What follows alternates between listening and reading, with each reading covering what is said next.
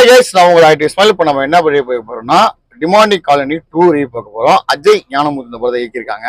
இந்த கதையை பார்க்கும்போது என்ன தோணுதுன்னா, நம்ம ஹீரோ வந்து பார்த்தீங்கன்னா ஒரு அருண்நிதி வந்து 2 கேரக்டரா இருக்கிறாரு. ஃபர்ஸ்ட்ல வந்து ஒன்னாவது பாட்டுல வந்து இறந்துருவாரு, கம்பிலாம் குத்திடும். அதுக்கப்புறம் இங்க 2வது பாட்டுல இன்னொருத்தவர் இருக்கிறாரு, அண்ணன் தம்பி மாதிரி இருக்கிறாங்க. அவங்க சொத்து பிரச்சனை பயங்கரமா போயிட்டு இருக்கு. உனக்கு சொத்து வேணும், எனக்கு வேணும் அப்படிங்கிற மாதிரி போயிட்டு இருக்காங்க. இது இல்லாம பவானி சங்கர் வந்து அவங்க வந்து ஹீரோயினா பண்ணியிருக்காங்க.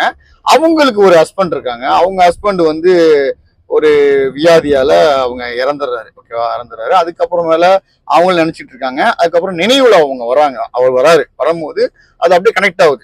நினைவு வரும்போது அவங்களை எப்படியே சந்திக்கலாம் அப்படிங்கிற மாதிரி சில இதில் ட்ரை பண்ணிட்டு இருக்காங்க.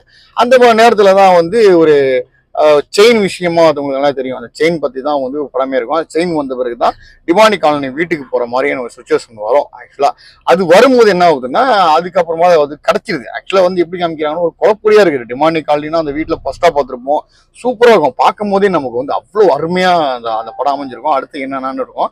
இந்த படத்தை பொறுத்த வரைக்கும் ஆக்சுவலா செகண்ட் பார்ட்டை பொறுத்த வரைக்கும் அவர் சுவாரஸ்யம் இருந்துச்சுன்னா கண்டிப்பா இல்லைன்னு சொல்லலாம். டிமாண்டிக் காலனி வீடு இருக்கு பார்த்தீங்களா, அங்க ஒரு பொசிஷன் இருக்கும். அங்க ஒருத்தவங்க போயிட்டு இருப்பாங்க, அங்க வந்திருப்பாங்க, இவங்க புக்கு படிச்சிருப்பாங்க, அங்க மாட்டிப்பாங்க, அதை எடுப்பாங்க. அதை எடுக்கும் போது அந்த கனெக்டிவ் இருக்கும் போது அதுக்கப்புறம் அங்க போய் டவர் பண்ணி போறது. இவங்க வந்து சம்மந்தம் இல்லாம போய் ஒரு புத்தர் இருப்பாரு, அவர் தான் நிறைய புத்தர்னா ஒரு சாமியார் இருப்பாங்க, 3-4 சாமியார். அதுல ஐடியா கொடுப்பாங்க, அதை அப்படிதான் பண்ணி இப்பதான் பண்ண அப்படி செய்ய முடியும்னு சொல்லிட்டு அதை ஃபேஸ் பண்ணி போகும்போது ஒரு சமயத்துல வந்து யுவானி சங்கரும் நம்ம ஹீரோவும் மாட்டிப்பாங்க. அங்க உள்ள சாமியாரும் இருப்பாரு. ஓகேவா, மாட்டினோன்னா வீட்டுல மாட்டிப்பாங்க. பெரிய ஒரு மாடி குடும்பம் இருக்கும், அந்த வீட்டுல மாட்டிப்பாங்க. டிமாண்டிக் காலனி அந்த வீட்டுல ஃபர்ஸ்ட் ஹாப்ல மாட்டி அந்த 4-5 பேர் வெளியே வருதுலாம் செம்மையா இருக்கும். இறந்துருவாங்க. அதுக்கப்புறம் அது எப்படி கதை நவருது, அதுக்கப்புறம் அவங்க மாட்டிட்டாங்க, அப்படி ரிலீஸ் பண்றாங்க, அப்படி காமிச்சிருப்பாங்க. இது எல்லாமே வந்து ஒரு ஒரு பேய் படம் நம்ம இன்ட்ரெஸ்டா போய் பார்க்க போயிருப்போம். ஆக்சுவலா ஒரு பேய் பயமே இல்லாத ஒரு படமா இருந்துச்சு. சுத்தமா வேஸ்ட்டுங்க. ஓகேவா, டிமாண்டிக் காலனி எவ்வளவு டூல எவ்வளவு பவர்ஃபுல் இருந்துச்சோ அந்த பவர்ஃபுல் இந்த படத்துல இல்லவே இல்லை. எந்த இடத்துலயும் ஒரு பயமே இல்லை. பயப்படும் நினைச்சா கூட அவங்க பயமூர்த்தி சில விஷயங்கள் பண்ணா கூட பக்கத்திலேயே தான் நம்ம சாமியா இருக்கிறாரு, அவர் ஏதாச்சும் காப்பாத்திடுவாரு, அந்த மாதிரிலாம் கொண்டு வராங்க.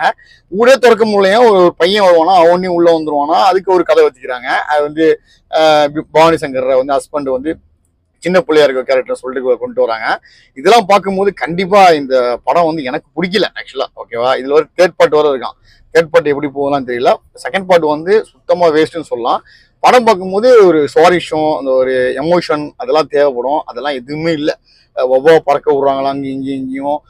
அருள்நிதி ஒரு போஸ்டர் போட்டுட்டு பூதங்க கண்ணை வச்சு அப்படின்னு கண்ணை வச்சுட்டு காமிக்கிறாங்க. அதுதான் இருக்குது.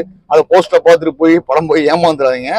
அவ்வளோவா இன்ட்ரெஸ்ட் இல்லை. ஒரு பேய் படம்னா பைப்புன்னு அதிர்னு நமக்குள்ள வீட்டுக்கு போகும்போது யோசனை பண்ணிட்டு இருக்கேன். அந்த மாதிரி படமா இருந்துச்சுன்னா கண்டிப்பா கிடையாது. கண்டிப்பா ஒன் டைப் த வாட்சபிள்னு சொல்லலாம். ஒன் டைப் வாட்சபிள் கூட என்னால உட்கார முடியல, கடுப்பாடிச்சு. ஏன்டா இது படம் பார்க்க வந்தோம், உனக்கு வீட்டுக்கு போயிடலாமே, ஒரு பயமே இல்லையே அப்படிங்கிற மாதிரி செம்ம கடுப்பு வந்துச்சு. கண்டிப்பா உங்களுக்கு அந்த ஃபீல் வரும். கண்டிப்பா நீங்களும் போய் ஃபீல் பண்ணி பார்ப்பீங்க. வேற வழி இல்லை, போய் பார்த்தானே ஆகும்னு. ஏன்னா பேய் படம்லாம் கண்டிப்பா போயிடுவீங்க. என்னதான் இருந்தாலும் நல்லா இருக்க நல்லா இல்லை, என்ன சொல்ல வர்றாங்க, என்ன பயமுத்த போறாங்க அப்படி போயிருப்பீங்க. அதே மாதிரி இந்த படத்துக்கு போயிருப்பீங்க. கண்டிப்பா இந்த படம் ஒன் டைம் த வாட்சபிள் தான். ஓகேவா, கண்டிப்பா படம் பிடிச்சி நான் ரிவ்யூ சொல்லியிருக்கேன். கண்டிப்பா அந்த ரிவ்யூ பிடிச்சினா லைக் பண்ணி ஷேர் பண்ணி சப்ஸ்கிரைப் பண்ணி தட்டி விட்டுருங்க.